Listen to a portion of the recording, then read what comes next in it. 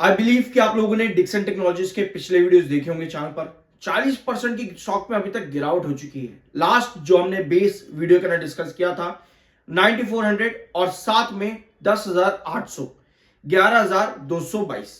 ठीक है, इन तीन इंपॉर्टेंट ट्रेंड्स को डिस्कस करेंगे आज एक बार फिर से।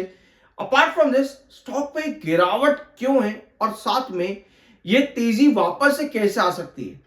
स्टॉक एक टाइम पर क्यों इतनी बड़ी रैली देकर के गया और अभी गिरावट पर है तो क्यों है, और क्या ये रैली वापस से बन सकती है। ऐसे क्या वो फैक्टर्स हैं जो रैली पर थे और अभी मिसिंग है, जो हमको वापस चाहिए, उनको समझना जरूरी है।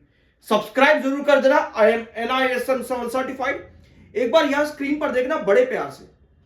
आपको यहां पर दिख रहा है एक रैली दिख रही है आपको, और फिर आपको गिरावट दिख रही है। ठीक है, जिस इन्वेस्टर ने टॉप पर एंट्री करी है वो कह रहा है भाई कंपनी के अंदर मैनिपुलेशन है, इतनी बड़ी तेजी दिखा करके रिटेलर को फंसाया और फिर गिरावट दे दी। जो एक समझदार इन्वेस्टर होता है वो क्या करेगा, पहले इस रैली की शुरुआत देखेगा।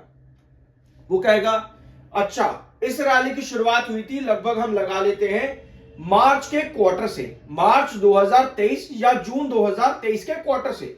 यानी कहीं ना कहीं इस रैली का राज जो है इन्हीं दो क्वार्टर में छुपा है।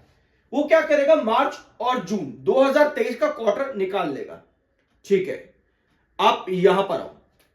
यह है कंपनी के रिजल्ट्स, यह है कंपनी का सितंबर 2022, दिसंबर 2022, और यह है कंपनी का मार्च 2023 और जून 2023। जो अभी आपने रैली की शुरुआत देखी, माउंटेन के फुटस्टेप्स देखे, ठीक है, फुट हिल्स आपने देखे अभी यहां पर। सो अब आपको इसमें क्या नजर आ रहा है, आपको दिख रहा है कंपनी ने मार्च 2023 में 3.82% का ग्रोथ दिखाया, जून में 14.59। इन दो क्वार्टर तक आपका जो स्टॉक है वो फुट हिल्स पर था। ठीक है, अब फुट हिल्स से बढ़ना शुरू होता है जून से। क्यों? क्योंकि उसके पहले कंपनी ने दिसंबर में -21% का ग्रोथ दिया था नेगेटिव के अंदर। उस समय स्टॉक फुट हिल्स पर गिर गया था। फिर जब कंपनी रैली देती है उसके बाद लगातार यहां पर एक बार देखना कंपनी का ग्रोथ, ये चला कंपनी का ग्रोथ 3%, 14%, 27%, 100%, 50%, 101%, 133%, 116%। ठीक है, उसके बाद आगे चले तो 120% भी कंपनी ने दिया और जून में 95% भी कंपनी ने दिया। जब तक कंपनी ये बढ़िया ग्रोथ देती रही 100% के आसपास या उसके ऊपर, तब तक आपको स्टॉक में बढ़िया रैली मिलती रही। बीच में कंपनी ने थोड़े खराब रिजल्ट भी दिए, यानी कि ग्रोथ परसेंट गिरा भी तो स्टॉक पर भी गिरावट आ गई। जून में कंपनी ने फिर बढ़िया रिटर्न, बढ़िया ग्रोथ दिया तो स्टॉक पर फिर रैली आ गई। सितंबर में कंपनी का ग्रोथ कितना आता है, सितंबर में कंपनी का ग्रोथ 26% आता है, 28% आता है, जो कि पिछले काफी क्वार्टर से बहुत कम है। तो स्टॉक क्या करता है, एक डाउन ट्रेंड दे देता है। ये एक रीजन है स्टॉक में गिरावट का। इसके अलावा मार्केट आप कह सकते हो, इसके अलावा कंपनी में कुछ चीजें खराब थी जो कि हमने पिछले वीडियोस के अंदर डिस्कस करी है, उनको भी आप समझ सकते हो। पर जो मेजर फैक्टर आपको यहां पर समझ में आया वो ये है कि स्टॉक पर जिस रीजन की वजह से रैली आई सितंबर क्वार्टर में, वो रीजन मिसिंग था। यानी कि अगर आप चाहते हो इस कंपनी में वापस आपको वही रैली देखने को मिले जो 2023 मार्च में शुरू हुई थी फुट हिल से, वही कंपनी काम दोबारा करे, यानी 28% के ऊपर का ग्रोथ अगर कंपनी वो देती है कमिंग क्वार्टर्स में, तो आपको यहां पर फिर से वो मोमेंटम देखने को मिल सकता है जो आपको मार्च 2023 में मिला था और जून 2025 तक चला था। समझे इस चीज को। अब ये आप समझ चुके हो यहां पर कि आपको जरूरत क्या है कि स्टॉक वापस से उन ट्रेंड पर चले, क्योंकि सवाल यही बड़ा है, can Dixon technology share price touch 15,000 again after a 40% correction. अब ये सवाल आप लोगों को कहेगा अच्छा भैया 15,000 से नीचे गिरा है, मतलब वापस 15,000 जाएगा। बट गिरावट का मतलब ये नहीं है कि वो वापस वहां जाएगा।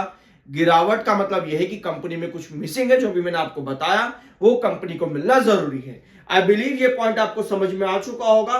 कंपनीज में ये इंपॉर्टेंट जरूरी पॉइंट होता है, नोट करा करो। अब दिसंबर क्वार्टर अगर आपको निकालना है कि कंपनी दिसंबर में कैसा ग्रोथ देती है, तो उसके लिए कंपनी के पास्ट रिवेन्यूज देखने पड़ेंगे। फॉर एग्जांपल कंपनी का पास्ट जो है बताता है कि दिसंबर क्वार्टर कंपनी का सितंबर के कंपैरिजन में वीक आता है। यानी कि अगर हम यहां पर कंपनी का रिवेन्यू अभी अप्रोक्सीमेटली लेकर के चलें, क्योंकि कंपनी रिजल्ट अगले हफ्ते देने वाली है, तो ऐसे में आपको नजर आता है 29 जनवरी कंपनी अपने रिजल्ट देगी।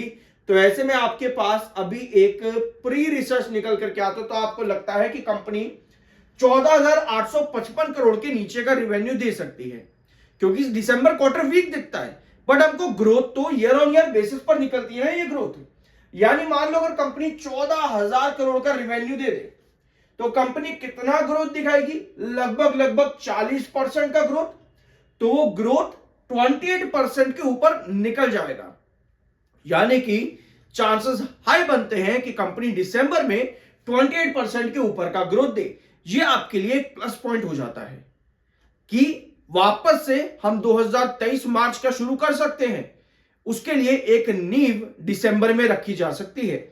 यानी कि आपको इसी तरह से इवैल्यूएट करना है मार्च, अगला जून, कंपनी लगातार कॉन्जिक्यूटिव क्या वही ग्रोथ कंटिन्यू करेगी, इस तरीके से डिसाइड आपको होता है लॉन्ग टर्म के लिए मुझे जाना चाहिए या नहीं जाना चाहिए। आई बिलीव ये पॉइंट बहुत अच्छे से क्लियर है। अगर नहीं हो तो कमेंट बॉक्स में नो लिख देना, कोई इशू नहीं है, ठीक है। MFI 20.1 का है जो कि बुलिश है, 23.6 का RSI है, दोनों टेक्निकल्स आपके बुलिश है। एक बड़ा रीजन और आपके सामने यहां पर है कि क्यों डिक्सन टेक्नोलॉजी में कोई भी छोटी सी रिकवरी भी ब्रेकआउट में कन्वर्ट नहीं हो रही। उसके पीछे का रीजन है MACD सिग्नल -686 और -734। MACD सिग्नल बेयरिश होता है तो आपको रिकवरीज मिलती है, बट ब्रेकआउट पर वो सस्टेन होना मुश्किल हो जाता है। यही चीज आपकी वारी एनर्जीज पर भी है और केन्स टेक्नोलॉजी में भी है। तीनों स्टॉक पर यही हो रहा है, तीनों के MACD बेयरिश है और तीनों में छोटी मोटी रिकवरी आती है, वो ब्रेकआउट पर कन्वर्ट नहीं हो पाती। ऑल्दो सेक्टर्स अलग है, कंपनीज के फाइनेंशियल्स अलग है, बट MACD आपको एक चीज पर कहीं ना कहीं इंडिकेशन दे जाता है। जरूर देख लेना, इन दोनों की ही वीडियोस अवेलेबल है चैनल पर, बहुत सी डिटेल्स है, मिल जाएंगी आपको। अब डिक्सन टेक्नोलॉजीज में लास्ट वीडियो में हमने कुछ 3 इंपॉर्टेंट लेवल्स डिस्कस करे थे। 10,800, 11,422 है ये, और 9,400 है ये वाला। ये 3 ट्रेंड्स हमने लास्ट वीडियो में डिस्कस किए थे। अगर आप चाहते हो कि इस समय आप 10,800 से 9,400 इन दो ट्रेंड्स के बीच में हो, ठीक है, यानी कहीं ना कहीं स्टॉक इन दोनों ट्रेंड्स के बीच में क्या कर रहा है, सस्टेन करने की कोशिश कर रहा है, ऑल्दो गिरावट अभी भी है, ठीक है। अब आपको पता है कि 10,800 आपका इंपॉर्टेंट क्या बन जाता है, ये आपका रेस्ट्रिक्शन जोन बन जाता है, यानी कि रिजेक्शन। एक बार यहां पर आओ, सब्सक्राइब कर देना अगर अभी तक नहीं किया है तो, कंजूसी मत किया करो सब्सक्राइब करने में, इस चीज के पैसे नहीं लगते हैं। यहां पर स्टॉक आपका रिजेक्शन फेस करेगा 10,800 पर, ठीक है। कंपनी के जो भी रिजल्ट आते हैं वहां डिपेंड करता है कि कंपनी फर्दर क्या कर सकती है। 9,400 आपका इंपॉर्टेंट बेस है, ठीक है, 9,400 आपका क्रूशियल बेस है। तो ये दो ट्रेंड्स बहुत इंपॉर्टेंट रहेंगे और आने वाले रिजल्ट में कंपनी कहीं ना कहीं एक नींव रख सकती है, और 11,422 आपका क्रूशियल रिजेक्शन जोन है। तो ये है डिक्सन टेक्नोलॉजीज। आई होप कि इस वीडियो में आपको कुछ नया जानने और सीखने को मिला होगा। सब्सक्राइब जरूर कर देना, और आज के बाकी की वीडियोस देखना मत भूलना। बहुत सी अलग अलग टॉपिक्स भी आज के दिन डिस्कस किए, और कल भी, और इस पूरे हफ्ते में भी। मिलता अगले वीडियो में।